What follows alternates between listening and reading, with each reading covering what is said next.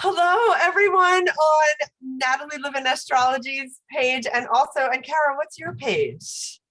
Oh, Cara Bradley, I guess.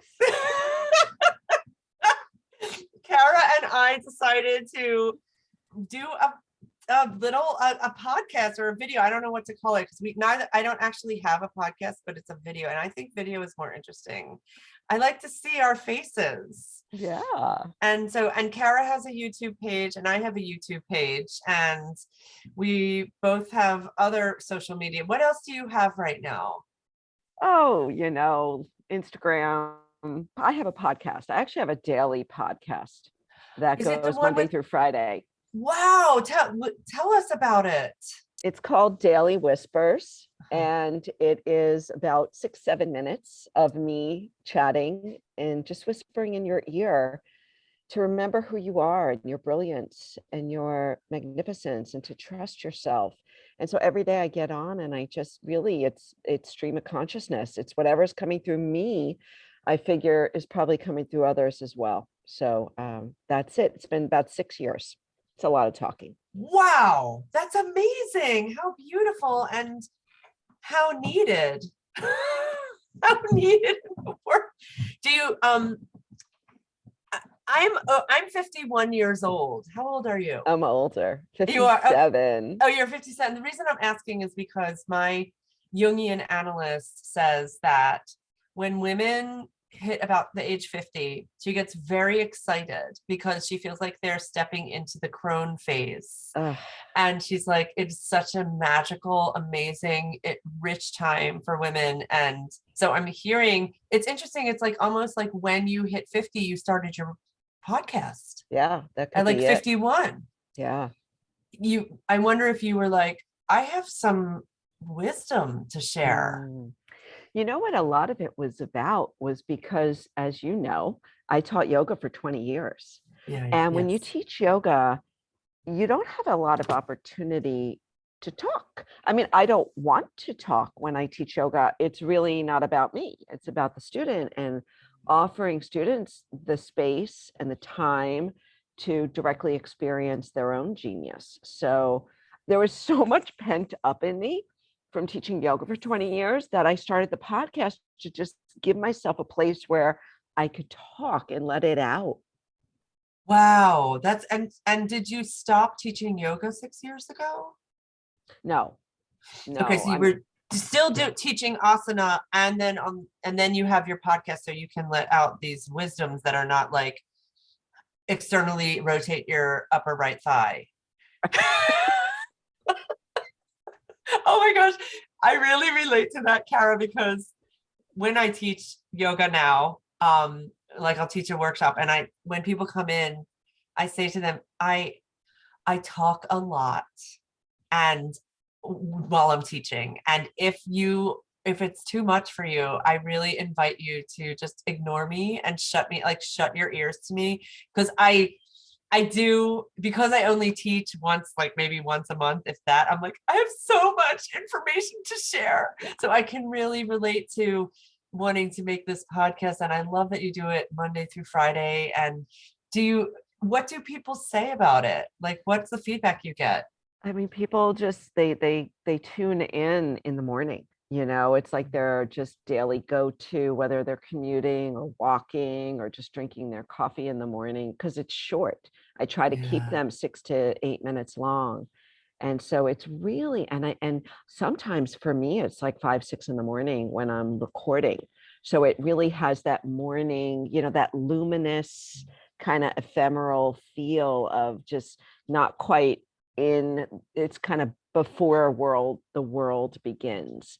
So it's that space when we're all just sensing into who we are, remembering who we are before we take on the roles of the day. And I mean, and it's for women mostly. I mean, it's but I have, it always surprises me. Like I'll get emails, or when I used to see people like that I knew. I'm kind of traveling right now, so I don't really see people I know, but they'd be like the people I'd never expect are like, wow, I listened to your podcast. Really? So I just keep doing it. Now it's funny because my daughter is a podcast producer, my younger daughter. And she just Wow. looks, she's 26, and she's like, Mom, what do you talk about? She's like, seriously, because she does these fancy podcasts. Mine's not fancy. I do all the production myself.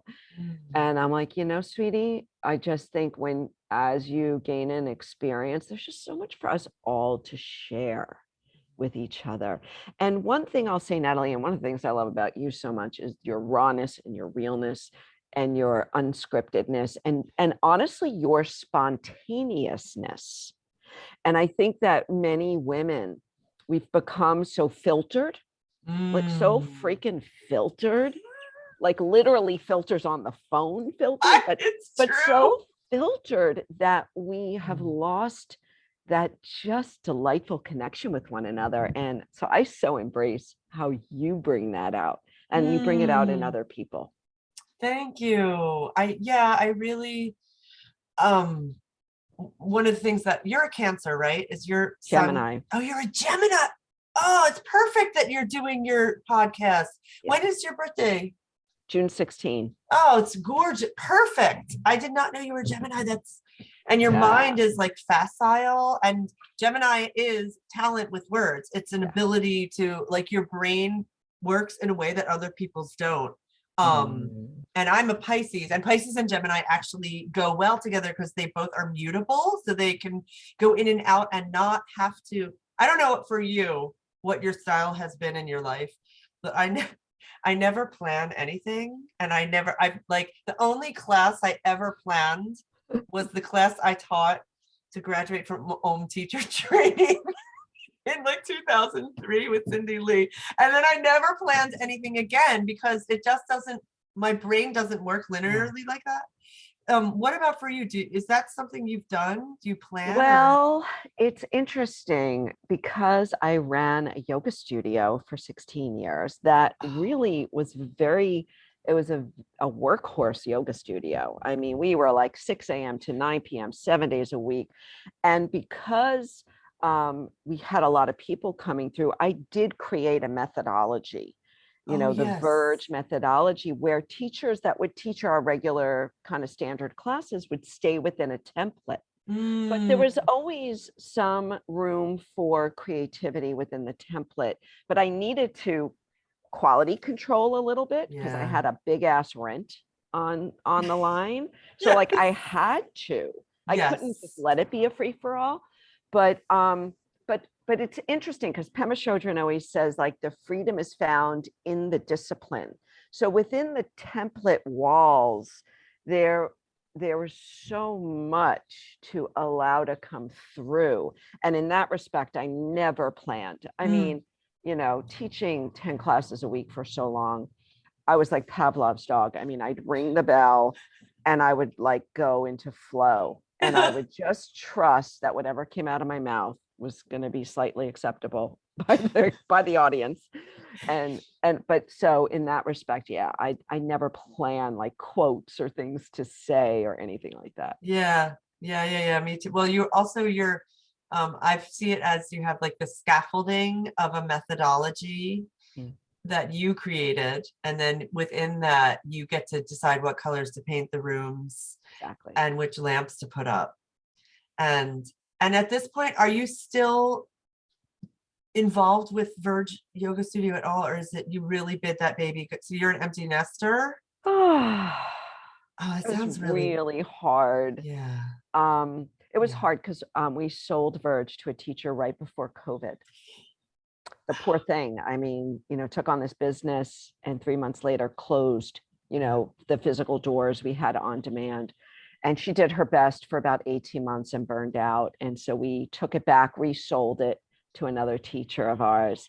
And this new owner, Carol, is doing a phenomenal job in resurrecting. It's been really, really hard for yoga studios, especially Oh just, my God. one-offs, small businesses. Yeah. And I'll tell you, Natalie, this fall, I really grieved deeply.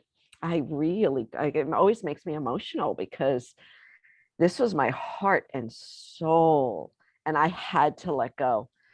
and let go of the community and let go, like so much has changed in my life. I mean, I have no house now. We travel, we just work and live in different areas of the country for a few months at a time. So I went from having this grounded community that I went to every day, that I saw my people and I taught and I was fed and I fed, and to really just surfing in uncertainty totally. It's been an incredible ride. Are you living like in an RV? No, just small Airbnbs. Like this is an Airbnb and on the panhandle of Florida. Oh, We I wondered where you are. I'm looking at the vegetation behind you. I'm like, I can't identify where she is right now. yeah. Oh my gosh. And So how it's are you able to eat and pay rent right now? so good question. So I do a bunch of things because I'm a Gemini, right? Yeah, So I I'm know. always teaching, I'm Yes. always creating and innovating. But I would say most of my income comes from a couple of places. One is I do a lot of content creation for Mm, wellness brands. So I wow. create programs for Mindful Magazine. I've been writing programs and articles for a while. Muse, which is the brain sensing headband, Insight Wow. Timer, and other B2C and B2B wellness brands. So that pays the bills. I do corporate speaking. And then the other part of what I do is a really interesting new business from the last 3 years, which is centered around the gut brain connection. Oh, yes, yes, yes, yes. I've gotten your emails about that. And are Yeah. you experiencing benefits from noticing, from paying attention to that yourself? Yeah. Yeah. Because what we're learning in new science now, the yogis have known this for Yeah, thousands of years, right? yeah. Traditional Chinese medicine, Hippocrates said all disease begins in the gut. But what we're learning now from the new science is how impactful our gut health and the communication channels between the gut and the brain, which is the nervous system and the immune system, how much that impacts our mental health. So we now know, depression, anxiety, a brain fog, of course, ADHD, autism, and more are all traced back to gut imbalance. So I work with a company that is the prime leader in targeted micronutrients to heal the gut, to prime the immune system and the nervous system to enhance mental wellness. Because right now we are in the an epic pandemic of mental health. Oh, I know. Epic. I know as an astrologer, I know. Yes. It's So really, anything we can do, you and I, and mm, those of you listening, whatever you do in your work or in your hobby or how you share and serve others, we need to have a mental health component to our yes, work. yes. So representing this company and helping other coaches and teachers represent this company is my main mission, because I really believe it's the root. We start at the root and we Yeah, heal the root, right? And then yes. everything up the chain just starts to function better. It's interesting. And there's no accidents that I actually am curious I've been on, I don't know if you are on antidepressants or pharmaceuticals at all. Have you No, ever been?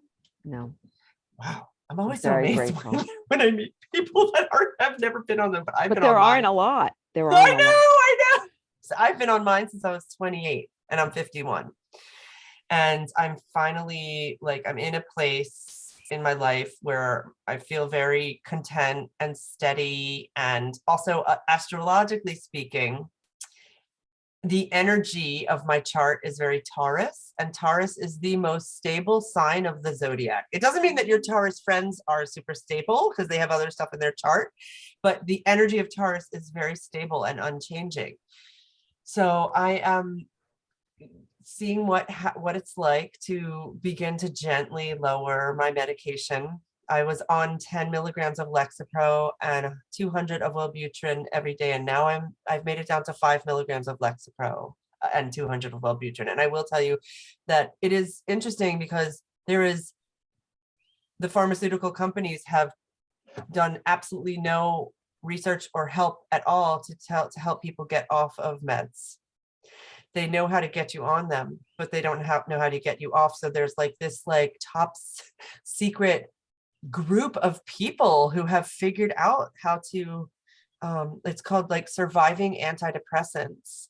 And I'm not ready to take the step myself into changing the way I eat. And I am sure that gut health would be incredibly supportive of my process of doing that. And I really love my ice cream and I love my. Yeah, but that's okay. But that's okay because there are four reasons why our gut gets imbalanced, right? It's called dysbiosis.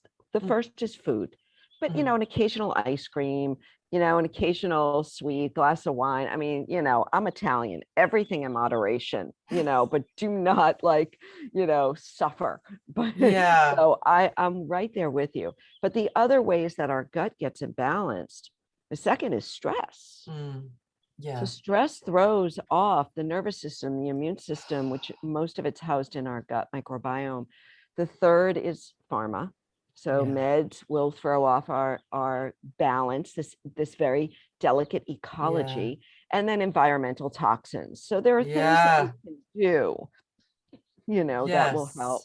But the interesting thing is, and this is what really sold me, Natalie, where I really redirected my life, because I felt like I can't say up dog and down dog one more time and think that is going to heal somebody. Oh, like, you know what I mean? Like yoga is not going to be your magic pill, nor is mindfulness for that matter, or any of the other stuff I've been teaching my whole life. I'm like, it needs to be comprehensive. And then when I learned about the gut brain, I was like, oh my God, this is step one. This is the missing piece. So what I learned was that 90% of our serotonin is produced in our gut. 90, right? So all of the, and I'm not a scientist. I'm not like, I don't claim to understand what SSRIs do exactly. Me neither. But there's a serotonin component. Yes. Serotonin, dopamine, GABA, norepinephrine, these are the neurotransmitters that make us feel good and motivated and relaxed. They're all produced in the gut. Most of them, or most of all of them, are produced in the gut. So yeah. And then like, I'm sorry, I get really passionate about this. I mean, I'm like glad, because otherwise I would be talking astrology, which is really Greek. I mean, it's not Greek, it's astrology. So I mean, I also am, what's coming up for me hearing you is just to get an inspiration that, because when I'm working with clients, I'm looking at the planets, and it can be very cerebral, like, oh, look, this Saturn is here and that's why you're doing this, or, oh, your moon is here and blah, blah, blah. And ultimately, what I also have is a whole list of incredible therapists to recommend, because I'm not a therapist. I have a lot of talent and skill and emotional intelligence from all of my work in therapy and all of my recovery and being in couples therapy, group therapy, trauma recovery. But I want to have somewhere to send people when they're like, what do I do now with this information? Like somatic therapists are starting to become some of the top people I recommend. And I tried, Cara, I tried to go to a somatic therapist like a year or two ago, and I'm not ready. I'm a survivor of sexual abuse and incest, and I'm just not, I have a 6.5-year-old child, and I feel like I can't hold space for my doing that kind of healing and parenting him at the same time right now. Does that make sense to you? Yeah. And what I want to say to you is it's okay, because you are embodied. You have your own embodiment practices, including your singing, which is a full embodied practice. So it is. I did this. I was host of this embodied leadership summit a few years ago where I interviewed like 35 of the somatic experts in the world.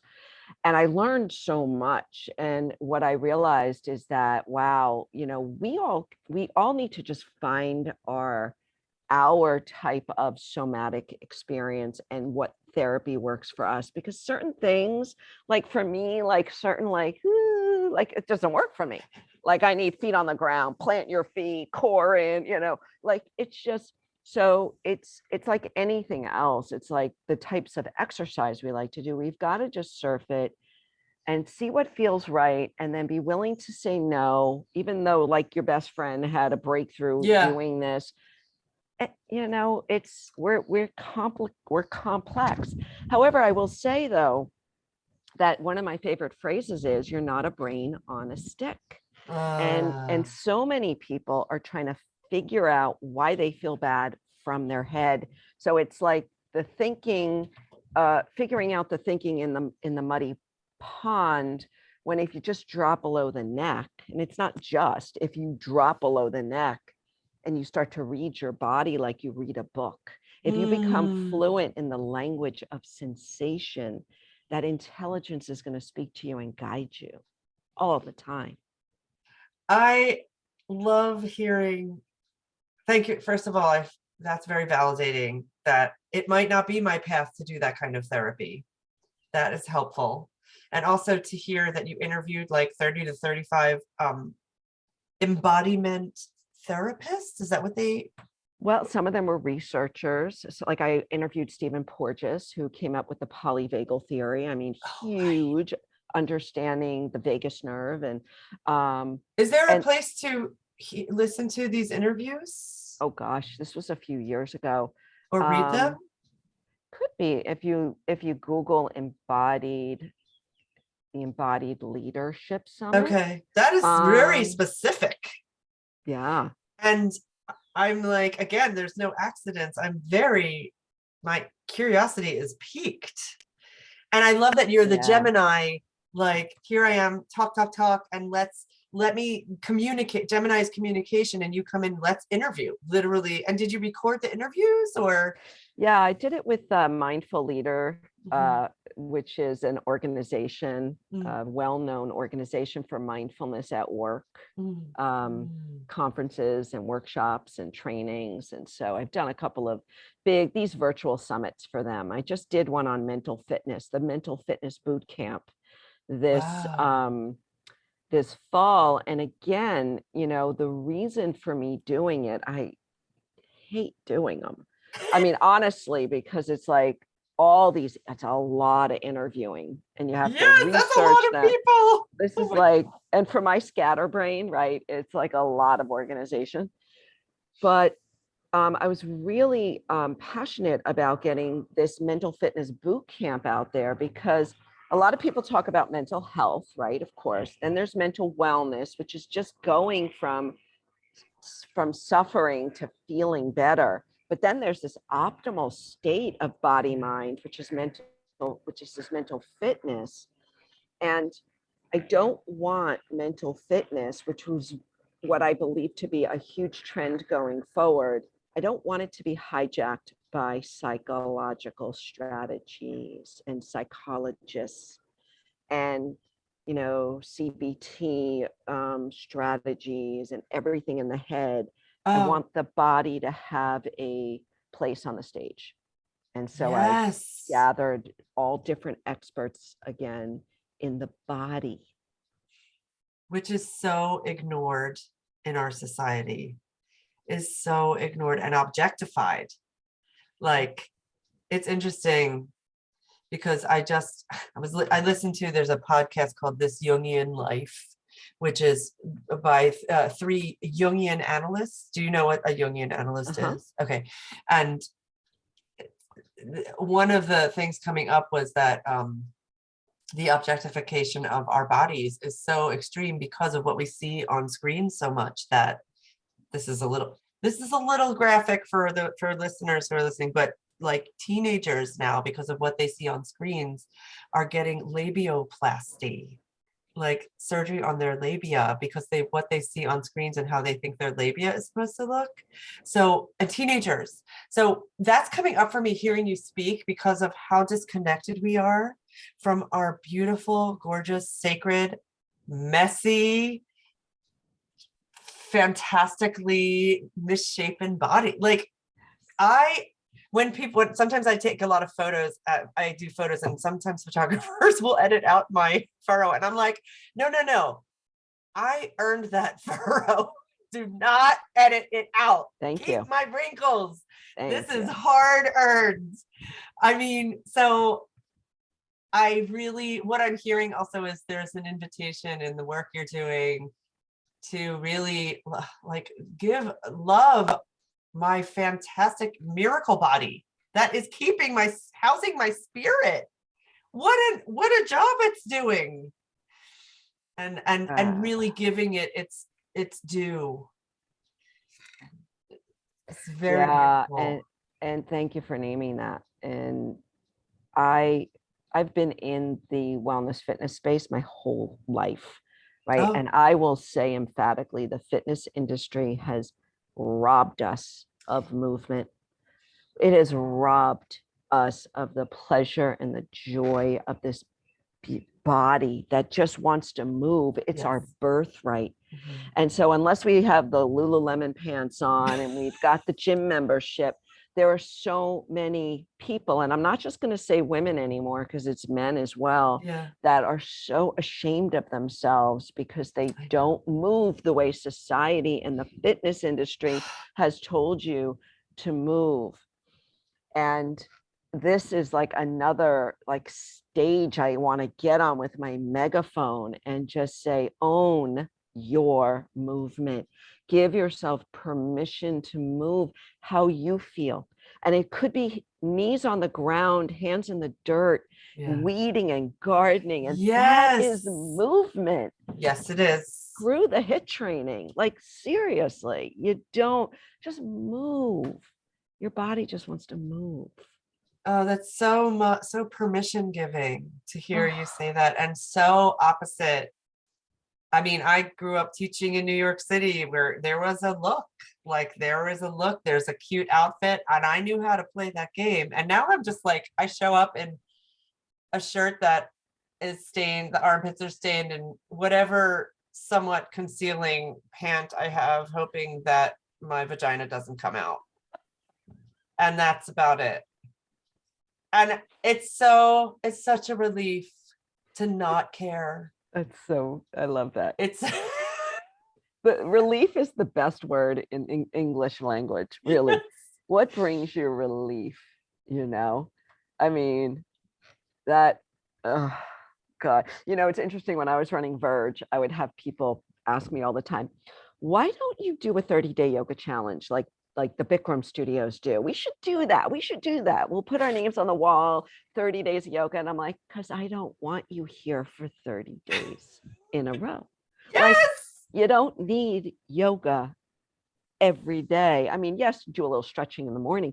You don't need to go to a yoga class for 30 days in a row. I'm sorry. Go take a walk in Valley Forge Park, please. Yes. Amen.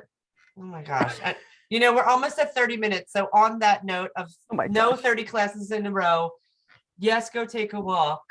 I think that's a beautiful pausing point, and that maybe we can do something like this again in the future. I would love that. Let's do that. Let's do a part 2. And I'd love to hear from you. Okay. I like hearing you talk. And we both have green on today, by the way. I know. That's so nice. It's color of Archangel Raphael. I did not plan the outfit, by the way. I'm sorry. I threw some extra jewels on. I was like, let me throw on some extra jewels. I have an necklace. There you go. So I will share this on my YouTube, and I think you're going to share it on your YouTube, and I'll put links to both of our websites or how to find us underneath if you're curious to know more. Perfect. Okay, I hope you have a wonderful day. Okay, bye-bye. Bye.